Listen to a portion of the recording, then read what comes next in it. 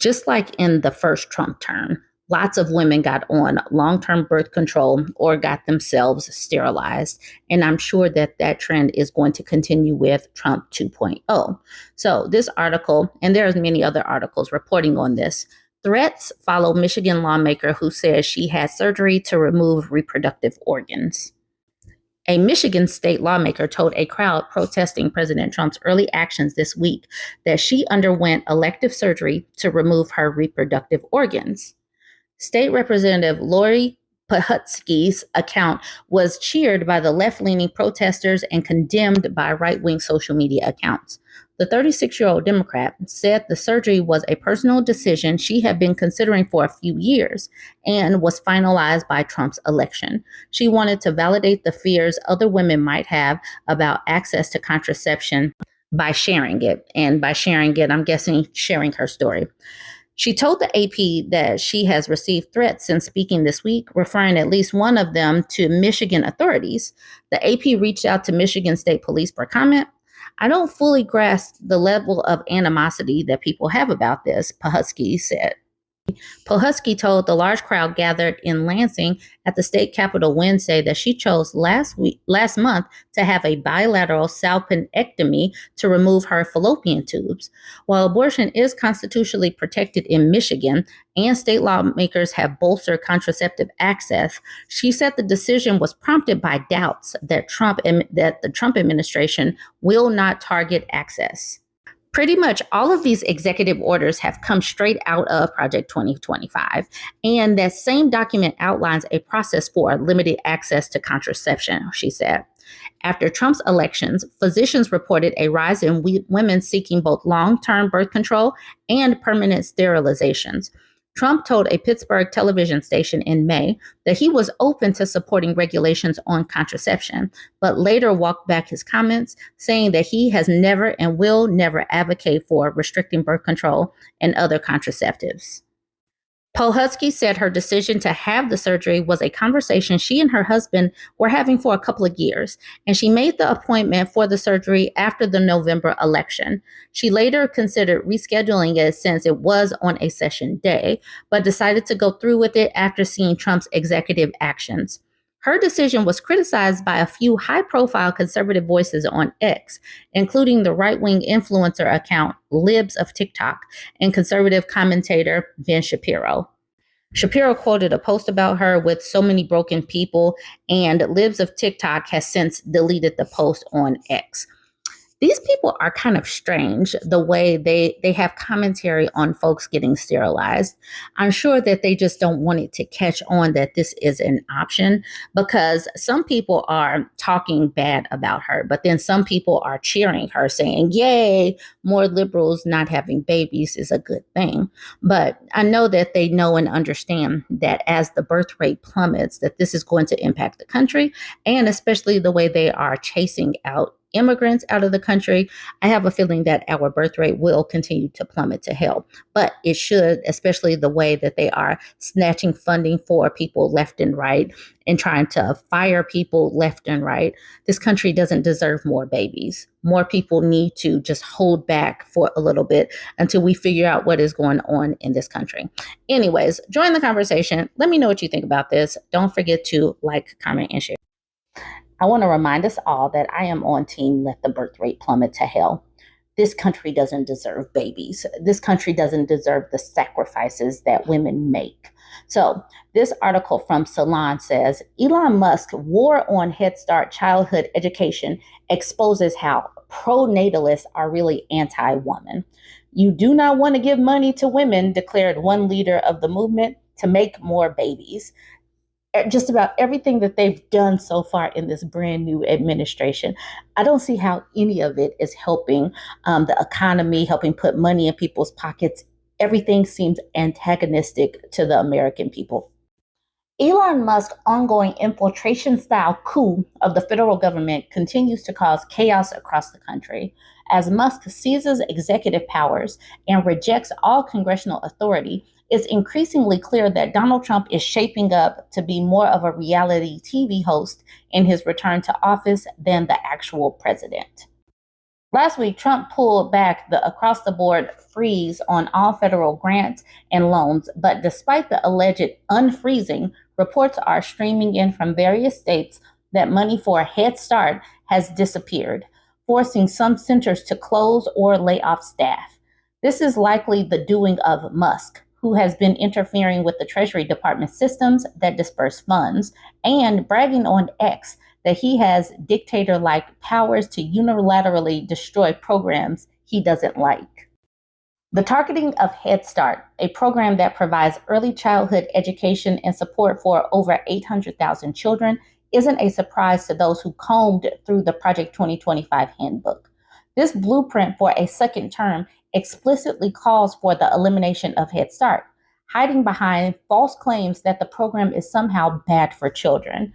But the driving animus the right has long harbored against Head Start was never focused on children, who benefit tremendously in both long-term measures like increased likelihood to attend college and short-term measures like improved self-esteem and self-discipline. No, the program has long been targeted by conservatives because it makes it easier for young mothers to have jobs or to go to school, helping women secure economic independence. And if Head Start's not available, it just causes panic. People worry about their jobs because they can't show up. Senate Minority Leader Chuck Schumer noted on Wednesday. So this is very, very important to the average daily lives of so many. Elon Musk taking a very illegal axe to the program is noteworthy because he frequently pushes pro-natalist views, arguing that people should have way more children than they currently do. He claims he means all people, not just white people, but his alliance with white nationalists should cast doubts on this. But of course, anyone who sincerely wanted to increase the birth rate would not only protect Head Start, but advocate for dramatically expanding it to become a universal daycare program. Research on this front is crystal clear. Women across socioeconomic spectrum delay having children because they fear, correctly, that having kids young will harm their financial prospects. Free universal health childcare may not in itself address these concerns, but any program that would work would likely start there. And just to highlight, Elon Musk has a bunch of kids, many of whom don't talk to him, but he has at least 12. And he pushes the birth rate and says that this is important, yet he's sitting on a pile of money, and he and Trump are sitting up here trying to make sure people don't have money and are stripping jobs and funding left and right. If these well-worn arguments feel like a waste of pixels, it's because they are based on a false assumption that natalism has anything to do with birth rates.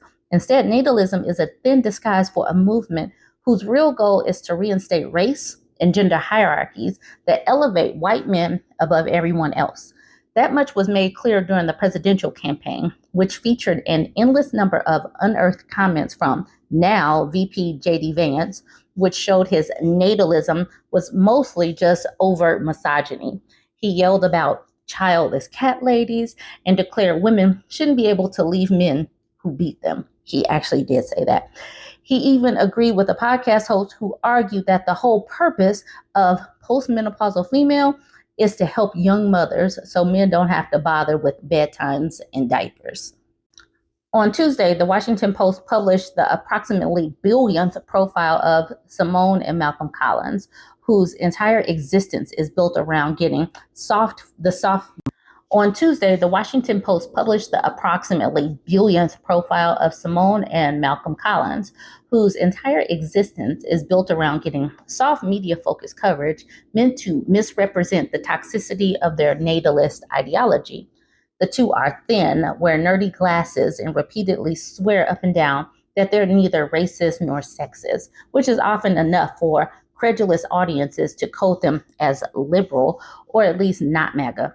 But of course, the ruse is a millimeter thick, and not just because they love Donald Trump.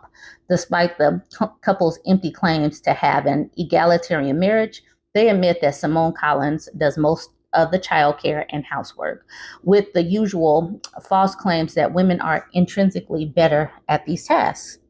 They also brag about how much money they put into genetic testing and IVF treatments to get the best babies, which is not only overtly eugenicist, but cuts against their claim that they want everyone to have more babies.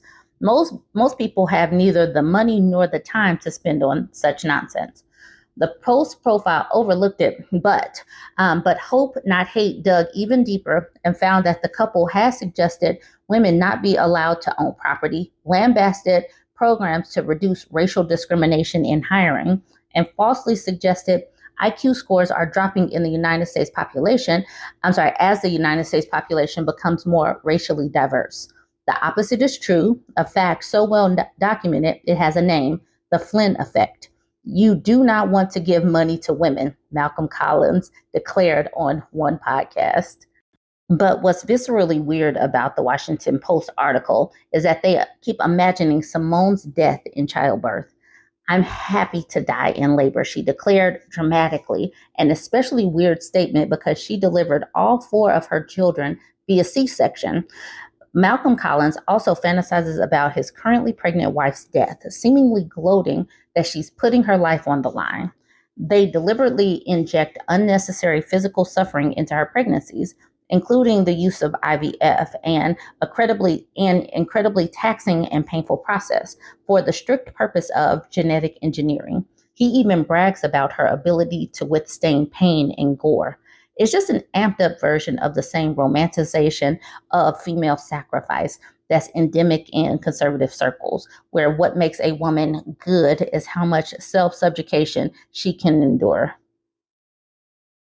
The Collins frequently speak at natalist events, which also do a poor job of concealing the true bigoted agenda under all the happy baby talk, as Gabby Duvall reported in Politico last spring.